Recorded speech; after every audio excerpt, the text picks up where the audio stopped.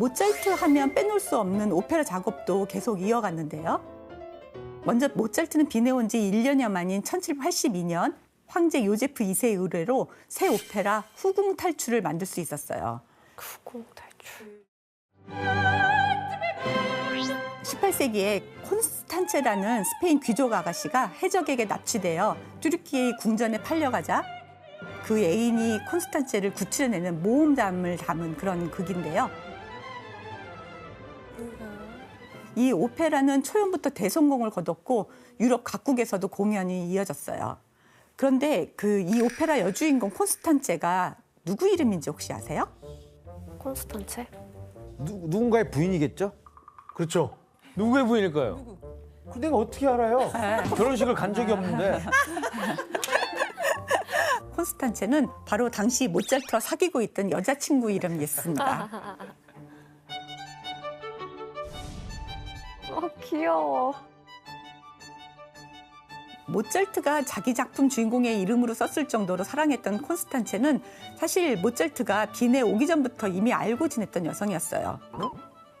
모차르트가 열렬히 사랑했던 소프라노 알로이지아 기억하시죠? 네. 그 사람이요? 네.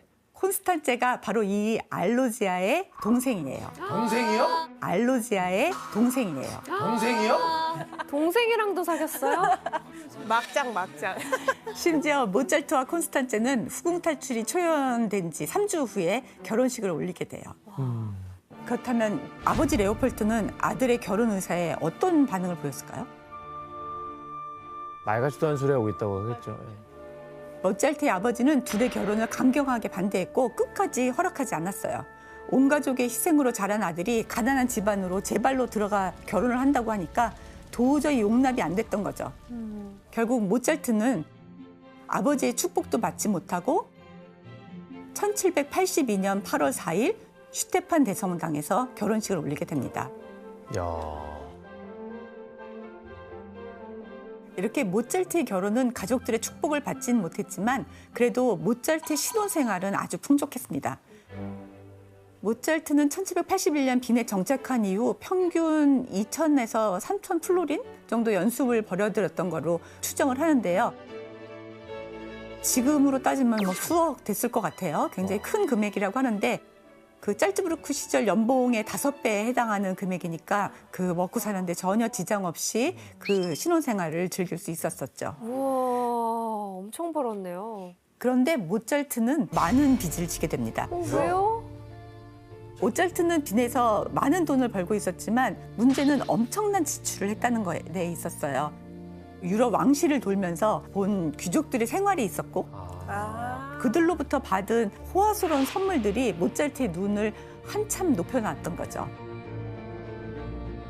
그리고 모차르트가 특히 그 고급 옷을 정말 좋아했는데요. 명품이구나, 명품. 네, 한 번은 자신을 후원하는 남자 부인에게 이런 편지를 쓴 적도 있는데 어떤 편지였는지 규현 씨가 한번 읽어줄래요? 네.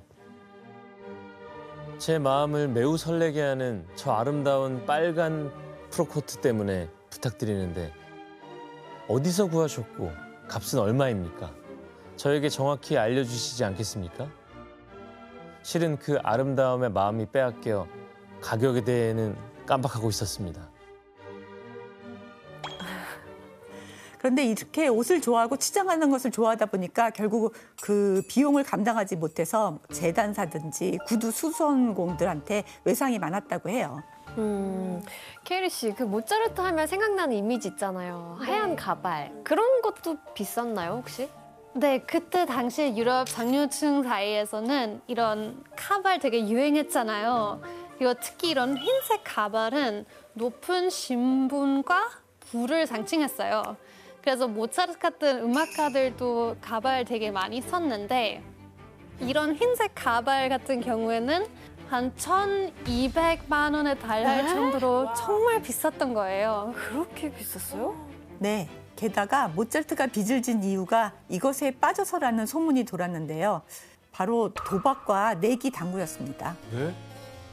사실 모차르트는 당구를 아주 좋아해서 집에 당구대를 장만해 놓고 작곡도 당구대 위에서 했다고 했을 정도로 그 당구를 좋아했는데요.